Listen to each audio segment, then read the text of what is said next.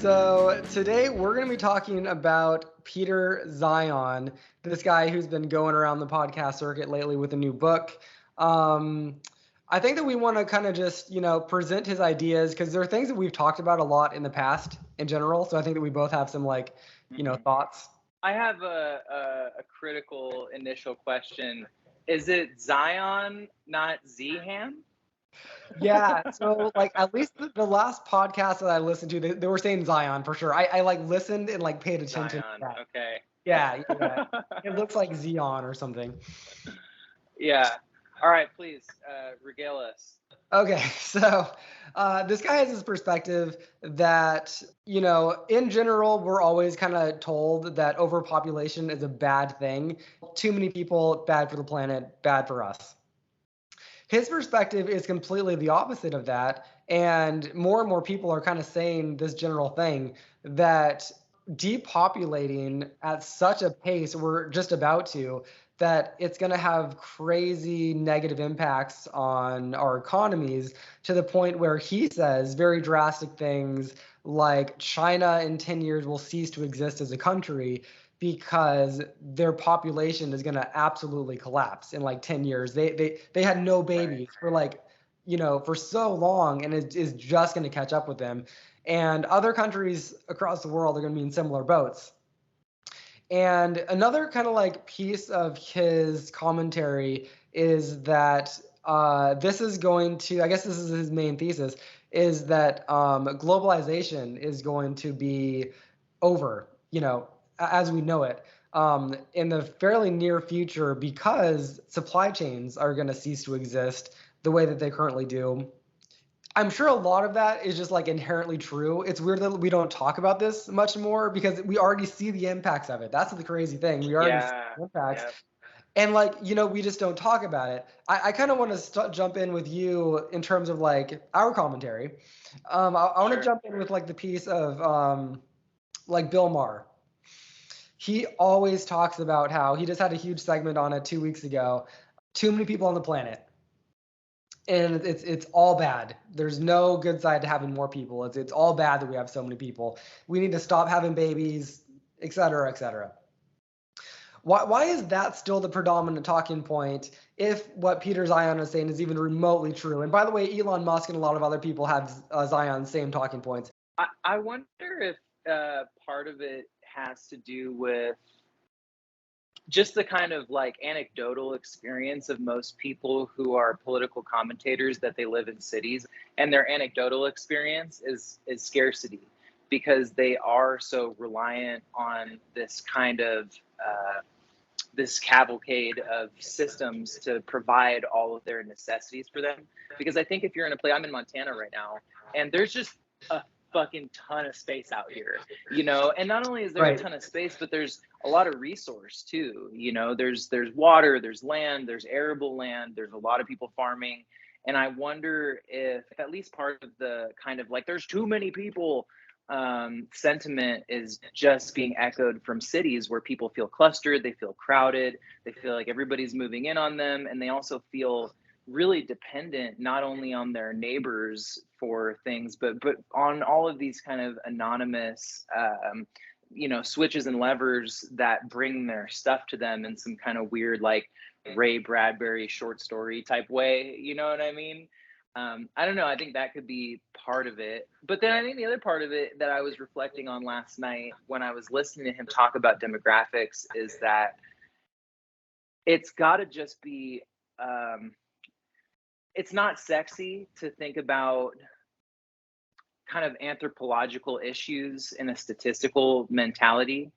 And I don't know, even when ideas are solid, sometimes if they don't have the right kind of sex appeal intellectually, they don't catch hold and catch fire in the same way that somebody just rocking like a deeply felt sentiment does. Do you know what I mean? Right. Totally. Yeah. I I think that you're right. And I also think that Bill Maher might just be behind the times a little bit, and maybe 5 years from now he's going to change his tune. I think of myself, I was Bill Maher 5-10 years ago. I always said the same things. We have too many people. Why are we still having? Why do you still see people with 5 babies? in Los Angeles, you know, in a lot like American overpopulated quote unquote cities. Right. And so I always said that, you know, and I wonder if Bill Maher just hasn't, or like, you know, his world of like mainstream commentators, they just haven't like been introduced to these ideas yet. And if they are, I mean, this is another thing is I would love to see more pushback on like Peter Zeihan's ideas. My kind of like generic critique of just like everything in this space, because I'm not an expert, obviously. I've done some reading on this, but like, Yeah, neither I. this is interesting to me. People who are, you know, worried about overpopulation, end of the day, they're kind of like, but it's going to be fine because technology is going to save us. People who are worried about underpopulation are also kind of like, but it's kind of okay because technology is going to save us. And Right. I kind of want these two people to like meet in the middle and be like, okay, what technology, and let's figure it out on a time scale. Because Be in the you middle and know, be like, all right, we're actually fucked. right. But I mean, I'm a believer in that too, because I do think that in general, it's not going to be politicians, it's going to be technology. Technology moves more quickly. There's going to be a fix to these things. I mean, for example, we have a water shortage problem in California. Well, you know, we already have the technology to, you know, do desalination. It's just not economically realistic at this moment. But like the technology is there. Imagine if we didn't have that technology to desalinate the ocean water. We'd have no backup. And at some point we're being like, we just need to leave the state or whatever, especially for some like Arizona, you know. But that technology exists and new technologies are coming online of that, you know, to make that more efficient. Pair it with nuclear energy or whatever, you know, Israel does, because they basically just get all the water from, you know, the ocean. Right. You know, that's like one point, and very similar to like when Peter Zeihan talks about his issues with supply chains. Well, I mean, you know, forever we've been talking about, you know, how these supply chains will just be easier and cheaper to recreate locally. There are specialized things like computer chips, cell phone batteries, a couple things that really are, it needs a global supply chain. And I totally get that. You know, lithium ion only comes from specific places, and especially like, you know, other very rare minerals, they come from specific places, they need to go to specific factories. I get that. But those all seem like kind of problems that are going to be solved. And since they're multi-billion-dollar industries, they will be solved, I think. You know, Apple's going to get cobalt somehow, you know. They're gonna get it. So those kind of my thoughts. That like the technology piece, I think, hasn't been incorporated into literally this whole conversation at the level that it kind of should be, which is a level that's like kind of point by point of where the supply chain is going to fall off. At this point in the supply chain, will technology save us? Why or why not? Here are the experts to debate that point. That sort of a thing, I think is right missing.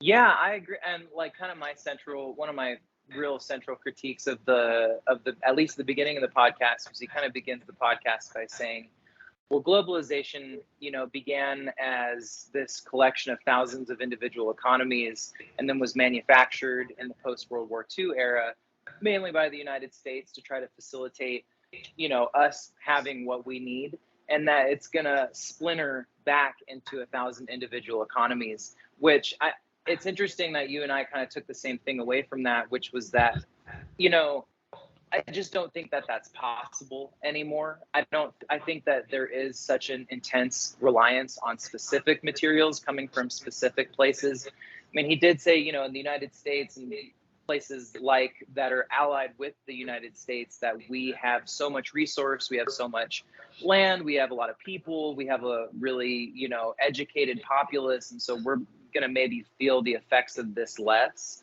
But I could see exactly that, where globalization, in the sense that it's kind of, I guess, ethically and economically not feasible to truck an apple from Argentina so that I can have it for 99 cents at Ralph's, Right. you know, that may start to become something that feels archaic and starts to feel, I mean, in a very real way, it's immoral. You know, I mean, it's just strange. But stuff like important materials, you know, semiconductors, certain construction materials, certain specialized materials, there's always going to be a path from one place to another for those materials because they're so important in the infrastructure building process for everything. Yeah. So I that was my main pushback in the beginning of the podcast was like, okay, globalization is over. And it's like, well, not really, because eventually most things are going to be electric. A lot of that stuff is going to be nuclear, wind, and solar powered, even if eventually that technology is going to get onto boats, and those boats are going to be able to come across the ocean with a lot less, financial and ecological impact. I mean, we're not there yet. And Right. the older people that I talk to are right, like they're always like, yeah, this shit just doesn't actually happen on the time scale that you think. It's like I just watched a movie yesterday and they were like, dude, we're going to be driving electric cars in 5 years. It's like 1975. Right. So, yeah, I also would kind of push back against the kind of doom and gloom around globalization with the caveat that I do think that a lot of developing countries are going to get the short end of the stick. And that was something Yeah. that he was, I think, pretty sharp about, at least in my kind of inexpert opinion, where he's looking at demographic shifts, in developing countries where they didn't have this huge boom generation, weren't able to produce a lot of Gen X and millennial generation folks, and are going to look at kind of having a labor collapse and economic collapse because they don't have the infrastructure, like they didn't industrialize until late in the game. And so, as everybody is transitioning to economies that are semi-local or hyper-local or whatever, and just getting specialty products from abroad, a lot of those places that are just now in the process of industrializing, but they don't have the technology, they don't have the information, they don't have a lot of the things that they're going to need to survive in like a post-globalized economy that has all of the hallmarks of globalization, where everybody's got cell phones and everybody's kind of doing stuff. But that kind of segues into my next thought, which was the demographic shift between kind of boomers, Gen X, and millennials, and seeing what the skill sets are that are so different that are going to start to create labor shortages. Because one of the things that he mentions in the podcast is, hey, we've got this right now, we've got this 40 to 60 range of folks that grew up in an era. He didn't say this exactly, this is kind of what I took from it, where trade skills were more valuable, where, you've got these people that are very plugged into the idea of labor as a way of life. And they're highly productive, they're highly skilled, and a lot of those are hard skills. But then as we've gone through globalization and a second or third wave of industrialization in kind of like, post 50s, post World War II era, a lot of the jobs have switched to what he was calling value added service jobs. And I find that interesting too, because I'm in my restaurant right now, and there's nobody that wants to do this job. Everybody wants to eat, but there's a lot of people that don't want to do this job. They don't want to do a service related job because it's really hard and it doesn't pay a ton of money. There's a ceiling on pay. There's no real career in it. But we've got this whole generation of millennials and Gen Z kids that have been raised on the idea that a service industry job is maybe one of the only options you have outside of trade jobs. And I think that is going to create a really pronounced disparity in labor, probably worldwide, over the next 20 to 30 years, where, service jobs are obviously going to become automated at some point. And people who have service-oriented personalities and service-oriented kind of economic capacity, I think are going to suffer a lot, and I think it's going to drag the economy in a I don't know. The way that I'm seeing it now, in a bit of a downward spiral, where we're going to lose a lot of our tradespeople, a lot of our skilled laborers, a lot of the things that actually keep the economy going, physical level. So that was just a thought that I had kind of on the demographic shift and what I'm seeing here where I'm at. Yeah, one thing that was interesting that he said was that some of these countries like China and some other countries, they industrialized too quickly. Right. And so over one generation, like half the population of China or more move from the country to the big city. And then so like that in an instant, they stopped having kids. There was no like kind of gradual, slowly, we're having fewer kids. It was an overnight thing. And they haven't yet felt that hit their demographics, because the people in their 60s are still working, but in the next 10 years they're gone, and there's gonna be no one. I mean, it's gonna be like half as many people are gonna be able to fill those shoes. I mean, I do kind of like very much sense that America, like you said, is going to be kind of fine through a lot of this, because we're always so like kind of generally, even though we don't talk about it, say it, we're kind of okay with immigration, because it's kind of like totally ingrained in our natural ethos, national ethos, where there's a lot of talking points about like close the border. That's talking about illegal immigration. Like we love, even Fox News viewers love legal immigration. All we have to do is just like very much a teeny bit open up that door for what qualifies as legal. Everyone's happy, our population grows, and it's just a little bit of a messaging about like why we need to do that, for whatever reason. I do think we think too small in America. We're a huge country, and if you just look at California, like Tokyo has just that one city, Tokyo, the same population of the whole entire state of California. Like, imagine if LA actually was semi-ambitious about like population growth, and they did actually, I have heard that the population in LA is like millions and millions and millions of people larger than it actually says on paper, because there's so many undocumented people living there that who knows what the real population of LA is. Still, it's nowhere near, the 30, what is it? It's huge, the population of Tokyo. It's ginormous. I forget the number. It's nowhere near that. So Bill Maher has talked about that too. And I reference Bill Maher because he's kind of like the normie take on this, Yeah. But he's talked about how, like, what are we going to do about, too many cars, more cars on the freeways. And I know that this is something that Matt Iglesias has talked about with his book, 1 Billion Americans.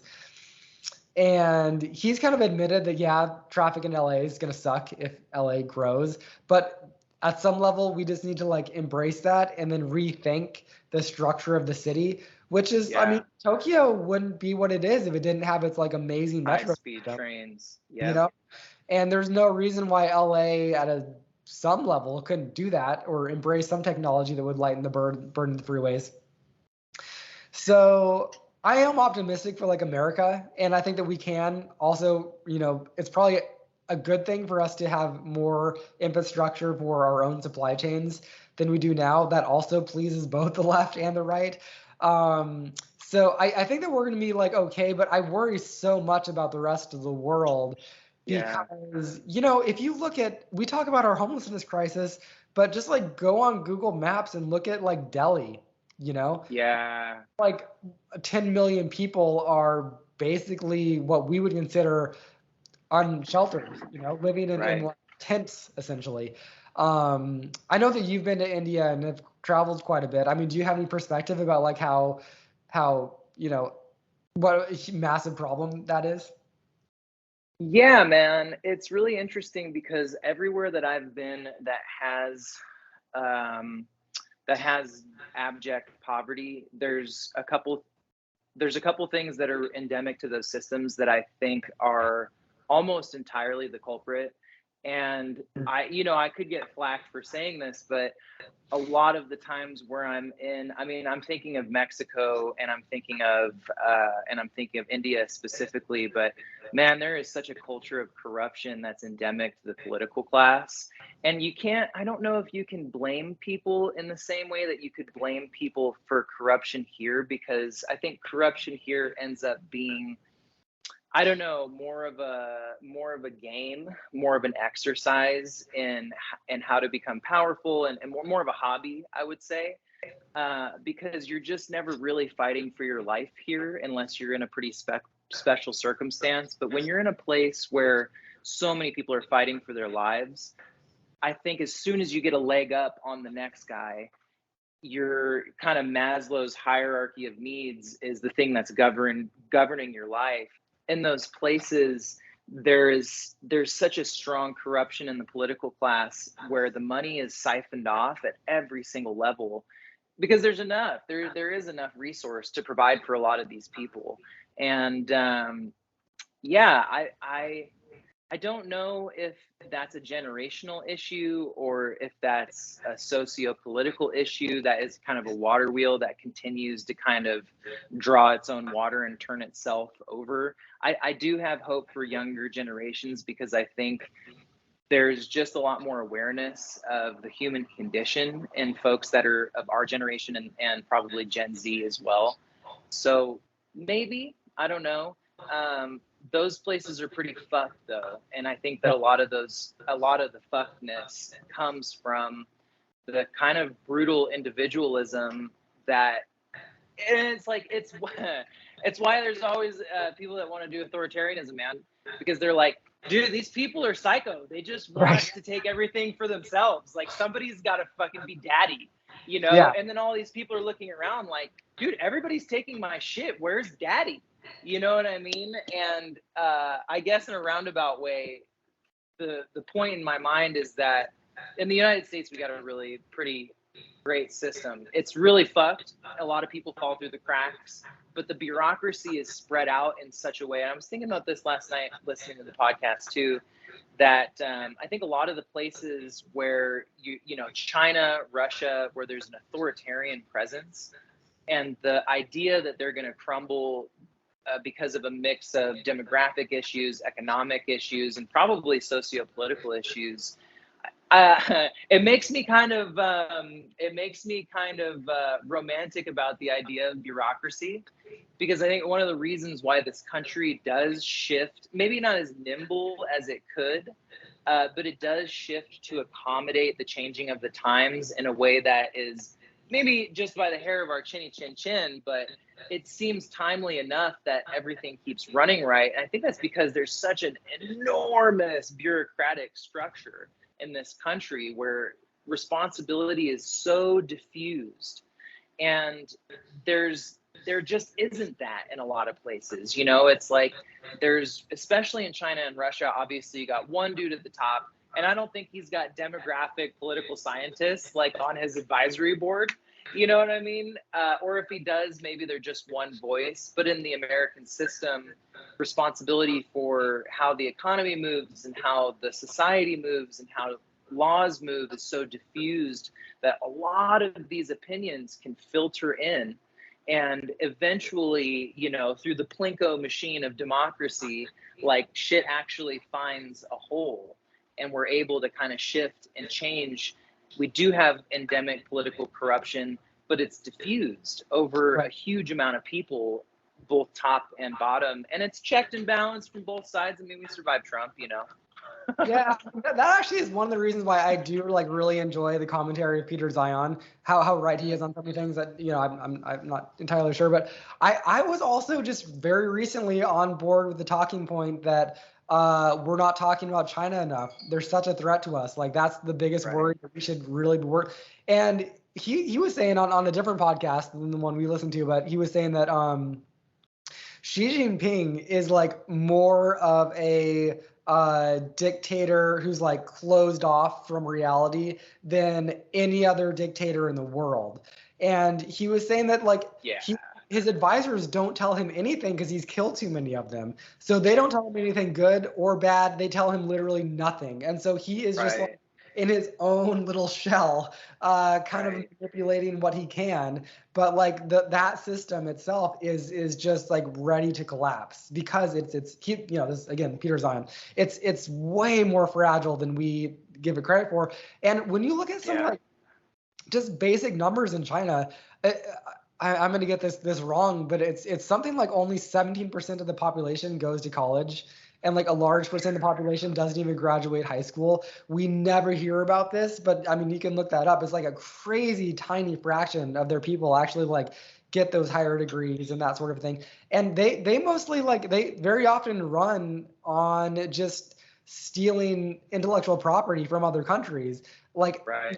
they will send their best and the brightest to American universities, and then they'll get a job at Apple or Google, and then just kind of like very quietly give some info back to, and that's like a real thing. That's not like a conspiracy or whatever. Speaking of conspiracy theories, this is a actually something that I wanted to run by you. Yeah.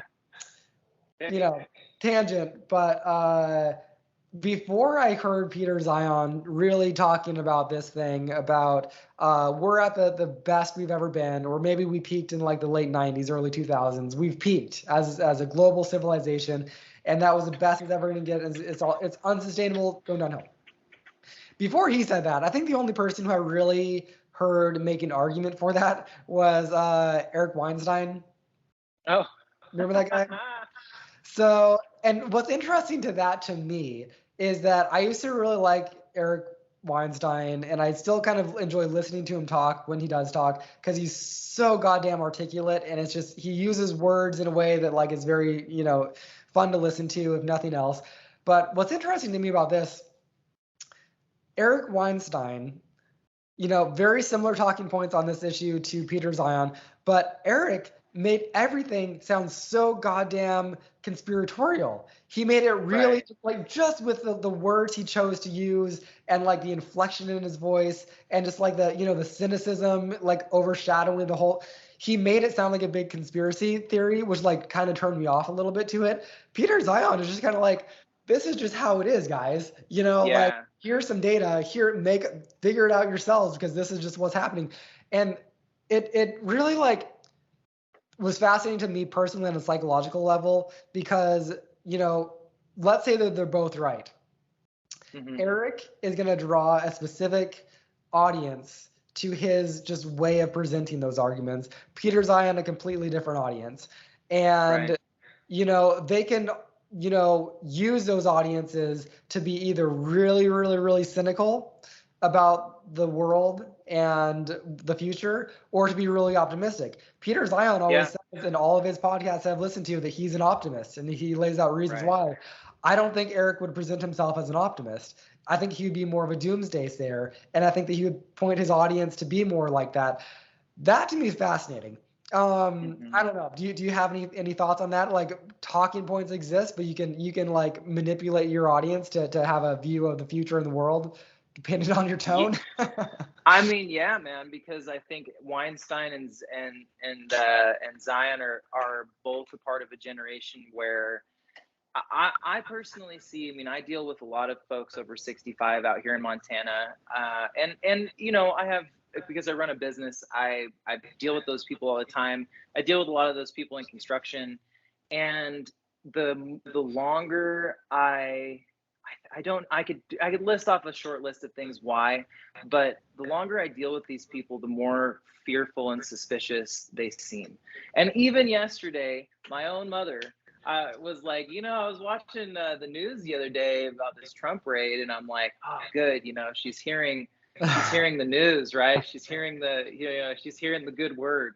And she goes, yeah, I just think, I mean, it seems like the FBI planted those documents. Oh God. And I was like, no! I was like, no, man, that's not who is saying that? You know what I mean? And I think that that generation is, man, gonna enter a really dark period, because I think the media that is soliciting itself to that generation is very aware of how much things have changed in the last 20 years, and that there is a reasonable fear cycle built around that.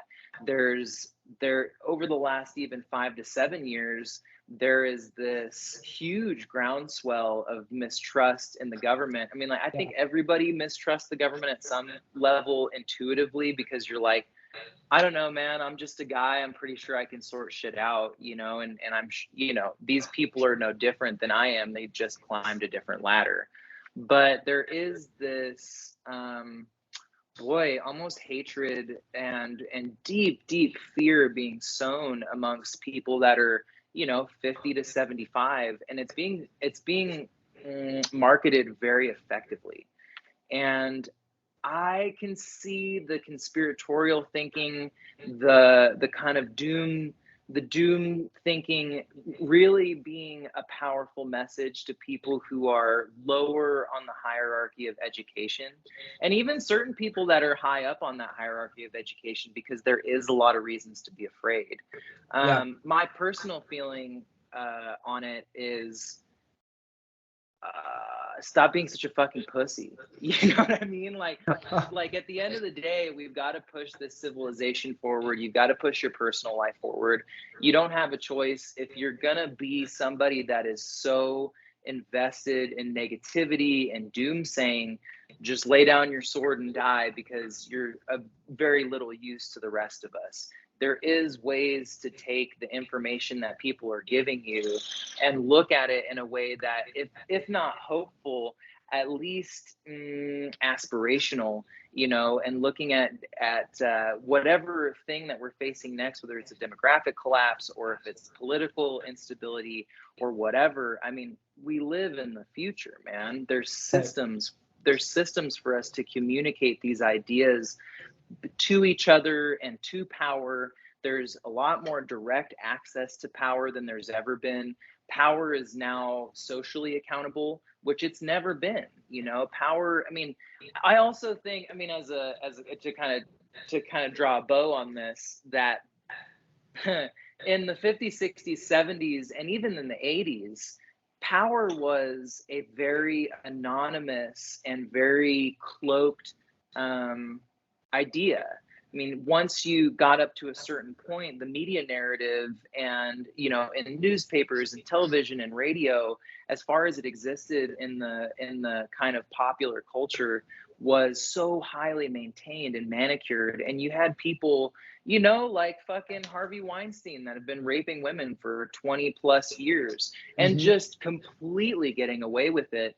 Yeah. And, you know, as boomers and Gen Xers are growing into their maturity and being marketed to in a much more psychological and effective way, how easy would it be to draw on this very dark past of all of the things that we've now exposed, saying, hey, maybe you did trust your institutions back then, but look what was going on.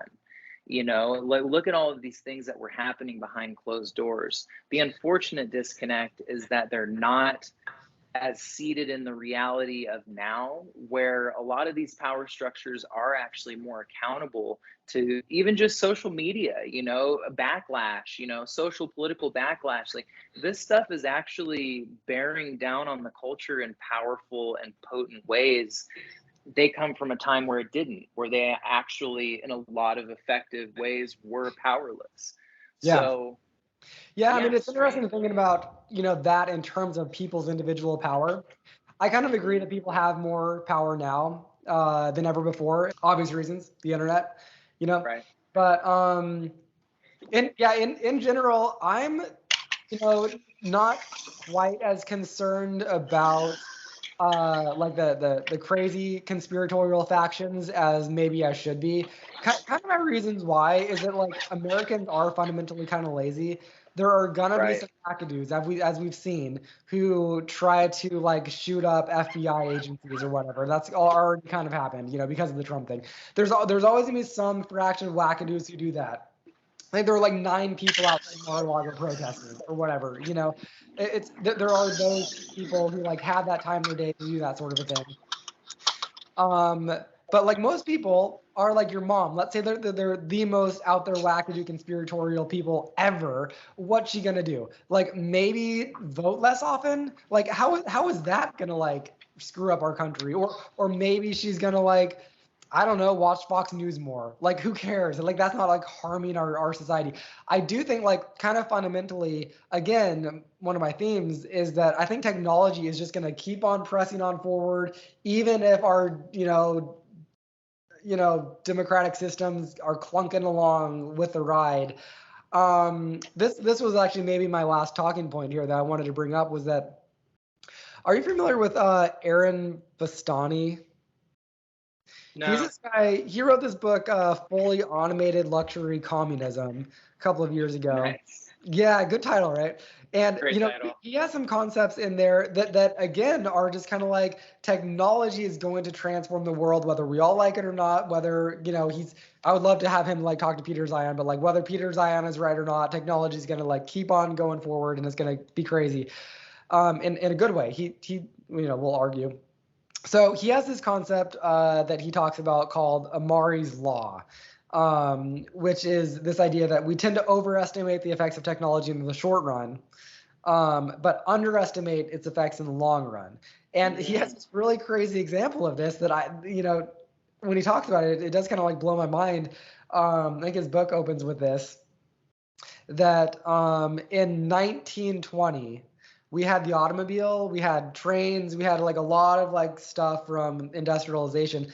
That was around the time when we had the most horses in big cities across the world, and like the big thing in London around this time was like, can London have any more people? Is London fucked because like of horse manure? You know what I mean? And all the dead horse Right. that are piling up. Like that was a real issue. Like this whole city is going to be like piled up 20 feet high with horse manure. Like what are we going to do? We're Right. fucked. Like, and then, that was a non-issue. But if you told someone in 1920 in London, guess what? Dude, 5 years, you're not gonna have to worry about this. All the like newspaper articles you're writing and reading about this, none of it matters because guess what? Technology. They would have not bought that. They would have been like, no, dude, this is the biggest. So take that and extrapolate forward. Everything that we're doing right now, most of the technologies that we have in terms of 3D printers, nanotechnology in general, energy, we're still like, just dinking around with solar panels when like maybe we're going to have nuclear fusion in the next 20 years. That's optimistic, but you never know. Like we are going to have an abundance of energy. We're eventually, maybe it's 1,000 years from now, but it's going to No, happen. sure, yeah. We're going to have an abundance of food. We already do. It's just like, distribution is a problem. Maybe we'll fix. Mismanaged, yeah. Yeah, on and on and on. Like name a thing. We're going to have an abundance, not the opposite of that. And we always kind of think in terms of scarcity. We always, always, always do. Yeah. Because like we're thinking in like a 5 or 10 year time scale, not like 50 to 100 year time scale. And I do think that that's kind of right, that like as long as we don't fuck up our democracy, world democracies so badly that the common citizen doesn't have the means to like buy the latest technology or take advantage of the fact that we have like an abundance of energy, which that's a threat, but assuming we don't fuck things up that badly, the future I think is going to be better all around across the board, whether Peter Zeihan is right or not. I like to think that that's true. Your thoughts? Yeah, shoot, man. The first thing I think about when you're talking about kind of technological advancement in the future is even just my personal experience of, I mean, I have health issues, right? Not major health issues, but things that I would love to be able to afford: stem cell treatments, cryotherapy. Right. I'd love to be able to get myself in a float tank every once in a while.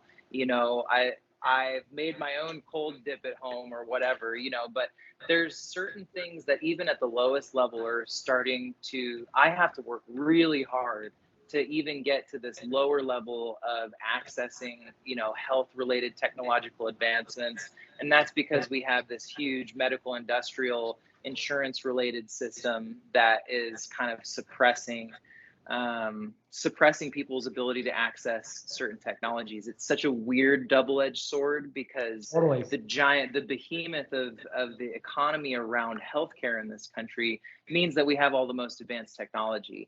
But it also, I'm interested to see how the future goes forward, because there is a possibility that things become more democratized, that things become more fair. That seems like where the internet wants to take us. If young people vote more, if we can get a larger percentage of the population engaged in the process of democracy, then I think we'll be okay. If we continue to have an oligarchical society or an oligarchical society, then I think we could be in some danger, because as it stands now, over the last 30 years, we've seen corporate citizens being treated with a much higher degree of respect and generosity than any average person. And in a certain way, like I said, it's a double-edged sword. It drives the economy forward, it drives innovation, it drives all of these things. But as that culture becomes more insular, and we've got, Elon Musk, a weird example, but and Jeff Bezos, also another weird example where it's like, yeah, you guys have driven these tremendous technological innovations, but you're also the richest people on earth, and you're looking towards projects that are fascinating to you. Yeah. And so this enormous amount of capital isn't actually being used in a way that's societally responsible. It's being used on a pet project because somebody has a lot of money and they want to high-speed rail. That's a problem. Right, man. Rather than helping that project along in California, he like hindered it. That's a problem. That's not great.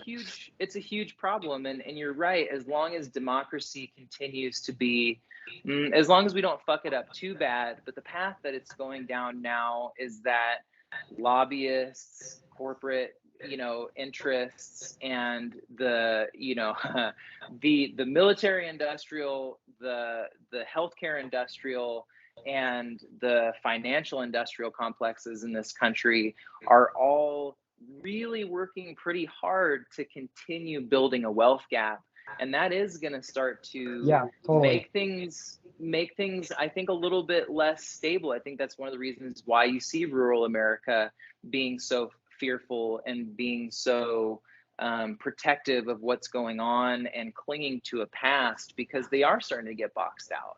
And anybody that doesn't own a business is really and even if you do own a small business, you're really in a delicate position.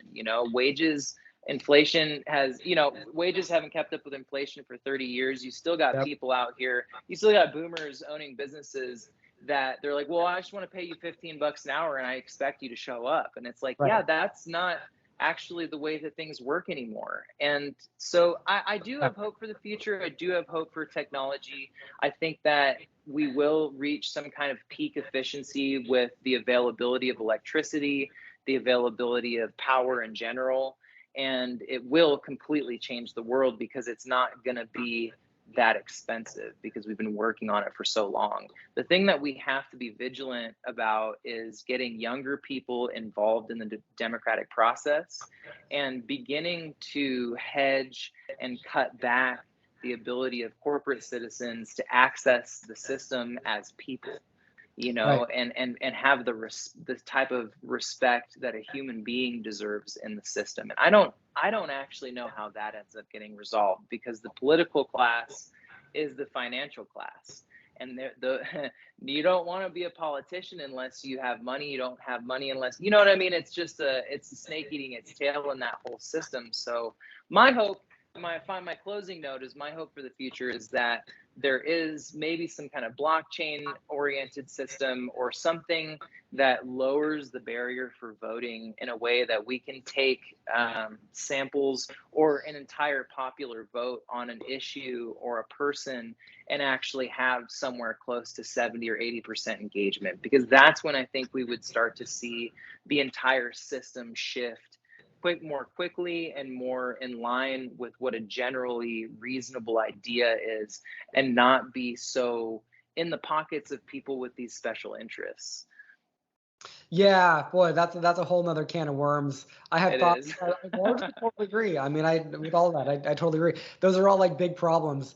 So I think, to close this out on my point, I do think that I don't think that we've kind of like heard the last of this Peter Zeihan idea that underpopulation is like terrifying rather than overpopulation.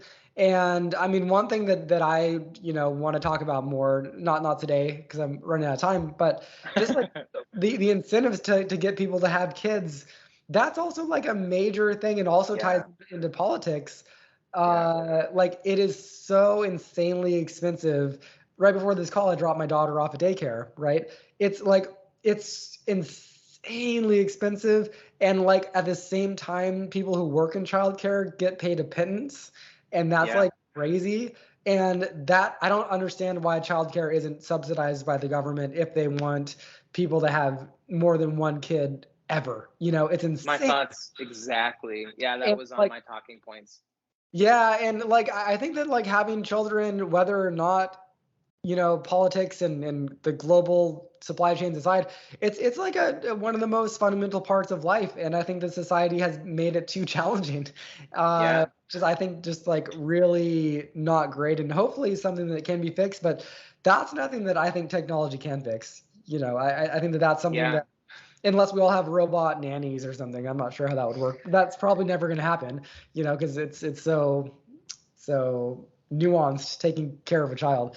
But yeah, I have a kind of a in general healthy mix of optimism and skepticism when I get into the hmm details. But my broad thing is like I do think that technology is going to be make it so that life is more, I don't know, probably like easier at some level, but we're in a transition phase. Everything's like in its infancy, yeah, like this new world of like the internet and global supply chains that may or may not crumble at some level. So it's a weird time. We still have like tanks rolling into towns in Ukraine as if that's a thing that's like crazy. even remotely relevant in the modern world. And that's a sign that Russia's just dumb, backwards and dying. And I don't know, we need more societies that are going not that direction, but in the opposite direction. Yeah, um, yeah, so we should follow this up with like another talk about some of those threads. I mean, yeah, I kind of want to talk about like just American politics and how we're getting things right and wrong at the same time, but like it's yeah. scary. There's a lot to talk about there. I think that maybe next time we can pick that up. I kind of want to actually talk about like Andrew Yang's like centrism, his like the Forward Party. To me, I used to be like on board with like a lot of his stuff, and now like everything he's doing is just like disheartening and lame and sad and Oh dumb. no. To me, I want to talk about that a little bit more, but like that like whole world used to be like bring people together rather than push them apart. That was like part of my solution. Now I'm skeptical about that. So I don't know. I know that you have thoughts on that too. I think maybe next time we could talk some about that, like American politics, Yeah, but yeah. Let's do American politics next time. Let me give you my closing overview on Peter Zeihan. My closing thought is that he's probably right. There probably is going to be a lot of shifting and collapsing in the globalist system, which is good. I think that we're going to have to move into a time where we have less options, and everybody should start preparing themselves for the idea that hopefully, if everything works out correctly, you won't have 100 different cereals to choose from. You won't have 13 different types of milk to choose from. You won't have so many options because the you things won't that have are from halfway across the world, and you that's won't just have apples, you won't have 15 different kinds of apples at your disposal, and you may not even have apples year round. And the idea that if you can start preparing yourself to live in a better accord with maybe not your hyper local environment, but at least your regional environment, start preparing yourself for the idea that you might want to eat things in season. You may want to know how to build some things. You may want to know some trade skills. You may want to start shifting and diversifying your labor ability away from service jobs. A lot of this stuff makes a lot of sense to me. And it's stuff that I kind of have already personally kind of been preparing for different reasons, but I can say that it served me unbelievably well to be eating more locally. All of the ingredients in this restaurant come from Montana, even though I'm not from Montana, because I like that. I like the idea of supporting local businesses. The products from here are fantastic. And that's true almost everywhere. If it's not right. in your state, then it's from one state over. So, you know, get yourself into a more localized way of thinking around your food systems. Try to prepare yourself for the idea that you may not have an infinite variety of things to choose from in the future, and hope for that, because that will help all of us.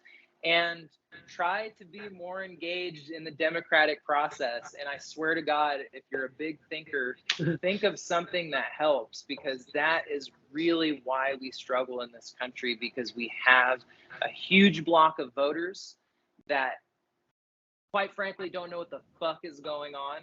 And then Oh, we've got a huge block of people that are really, really tapped in with what the fuck is going on, that refuse to vote because it's a fucking pain in the ass, man.